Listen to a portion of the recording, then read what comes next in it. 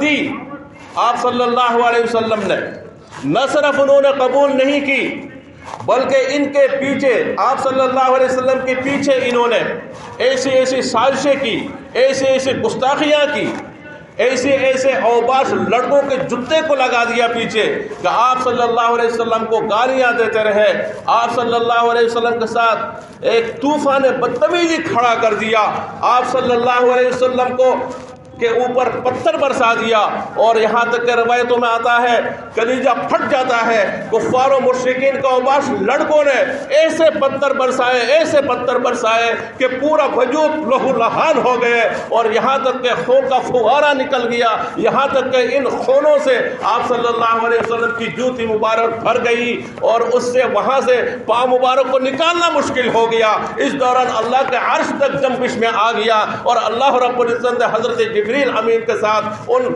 فرشتوں کو بھیج دیا جو عذاب والے فرشتے تھے، اور وہاں کے حاضر خدمت ہو گئے۔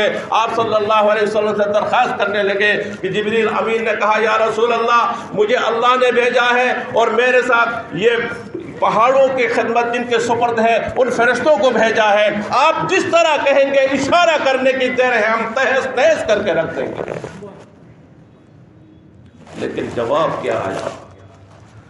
آپ کے رحمت للعالمین پیغمبر فرماتے ہیں جبریل، میرا بھی دل چاہتا ہے، میں بھی ایک انسان ہوں، تکلیف مجھے بھی ہوئی ہے، اذیت مجھے بھی پہنچی ہے، لیکن میں تو رحمت للعالمین بنا کر بھیجا گیا، میں تو اللہ کی طرف سے رحمت بنا کر بھیجا گیا ہوں، اور للعالمین بھیجا گیا ہوں، للعالم بھی نہیں، للمسلم بھی نہیں، للمومن بھی نہیں، للعالمین، ساری کائنات کے لیے رحمت بنا کر بھیجا گیا ہوں۔ مارنا اور انتقام لینا، بدلہ لینا تو دور کی بات ہے، میں ان کے لیے بد دعا بھی نہیں کر سکتا، میں تو دعا کرتا ہوں یا اللہ اگر یہ لوگ نہیں سمجھتے تو ان کو سمجھ عطا فرما، اگر یہ لوگ جاہل ہیں تو ان کو علم عطا فرما، اگر یہ لوگ مردار ہیں تو ان کو ہدایت نصیب فرما، اگر ان میں سے کوئی ایک کھڑا نہیں ہوتا، داخل نہیں ہوتا اس دین کے اندر، تو مجھے امید ہے اللہ کی ذات سے کہ ان کے آنے والے نسلوں میں سے کوئی نہ کوئی دین کو قبول کرنے والا نکلے گا۔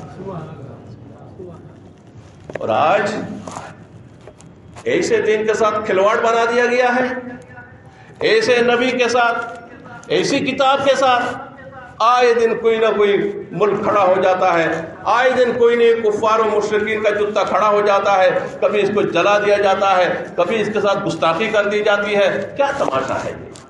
اظہار رائے کا مطلب یہ تو نہیں کسی مذہب کو آپ اس طرح کے حقیر بنا کے توہین کر کے کرو، اظہار رائے کا یہ مطلب تو نہیں ہے کسی کے ایک پاک کتاب کو لے کر کے اس کو جلا دو۔ یہ کس نے کہا ہے؟ دراصل بات یہ ہے کہ ہم بھی تو اپنی پیٹری میں نہیں ہے، جیسے کہ میں نے ابھی عرض کیا تھا، غیروں کی عنایت کیا کہیے، اپنوں کا کچھ یہ حال ہے ارمان، غیروں کی عنایت کیا کہیے، اپنوں کا کچھ یہ حال ہے ارمان، دنیا کا فسانہ یاد ہے لیکن قرآن کا فسانہ بھول گئے۔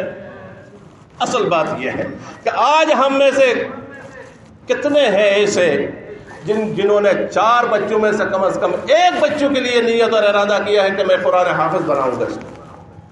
آکسفورڈ میں پڑھانے کی نیت تو ہر کوئی کرتا ہے، یونیورسٹی اور اسکولوں میں کالجوں میں پڑھانے کے لیے ہر کسی کا ارادہ ہے۔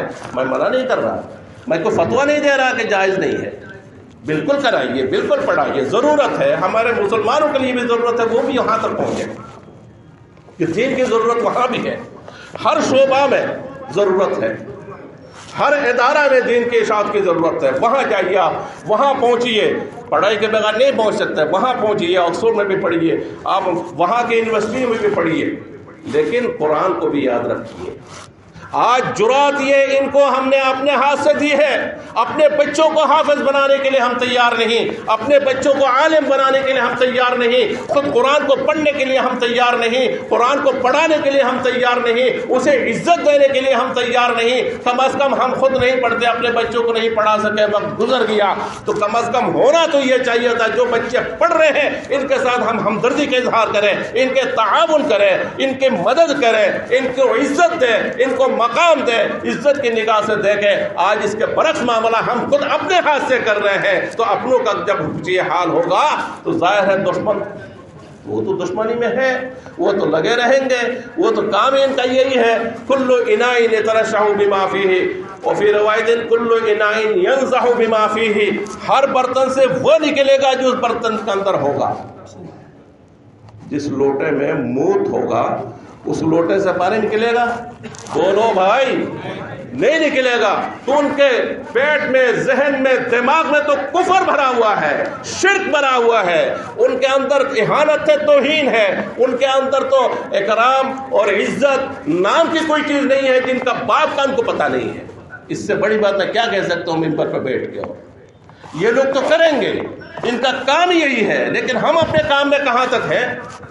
اس لیے میں کہتا ہوں صرف اتنی سی بات کہ یہ تمام چیزوں سے وہ لوگ نہیں ڈرتے ہیں، نہ جھکتے ہیں، نہ دبتے ہیں.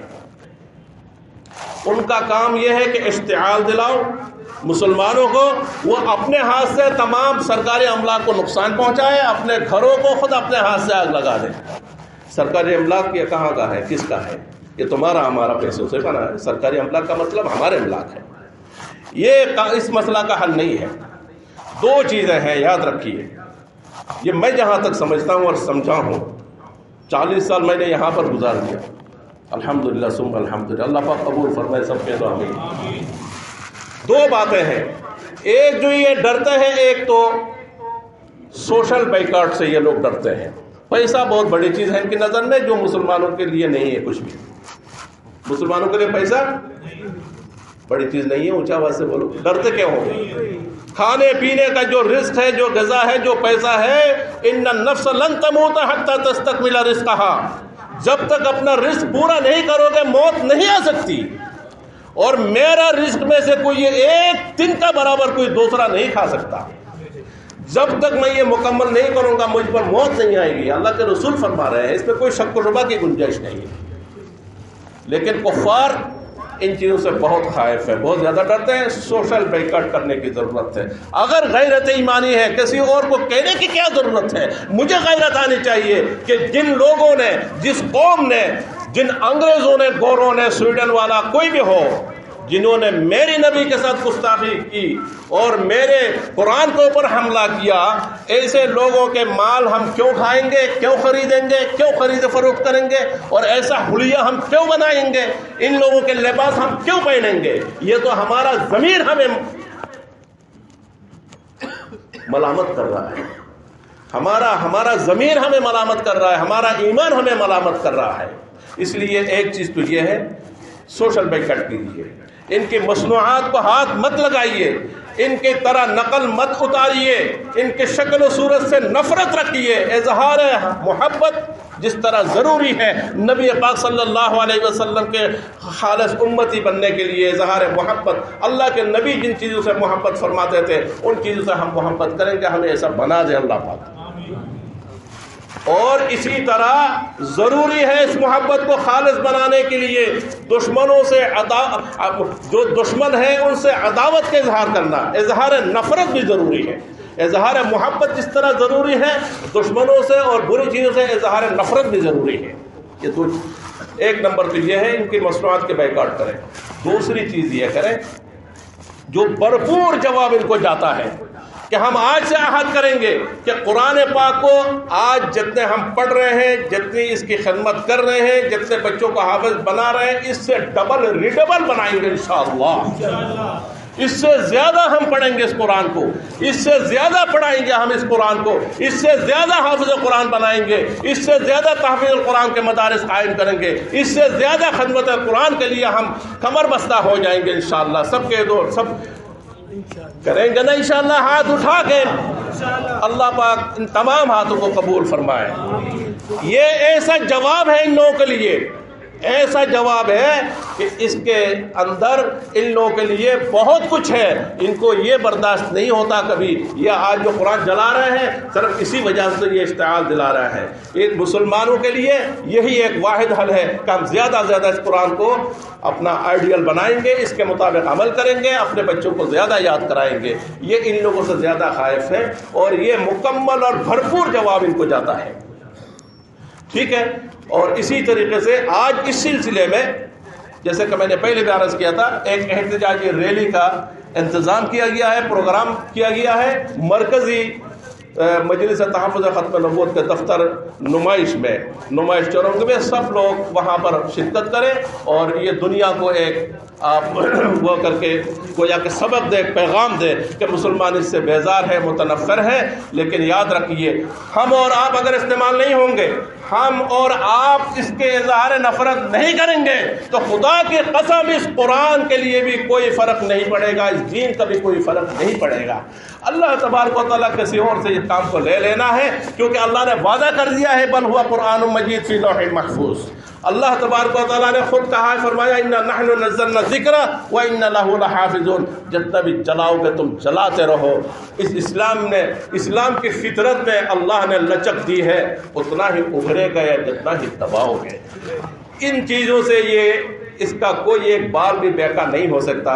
اللہ تبارک و تعالیٰ نے جب حفاظت کا ذمہ لیا ہے تو اس حفاظت کے سامنے دنیا کی کوئی طاقت ہیچ ہے۔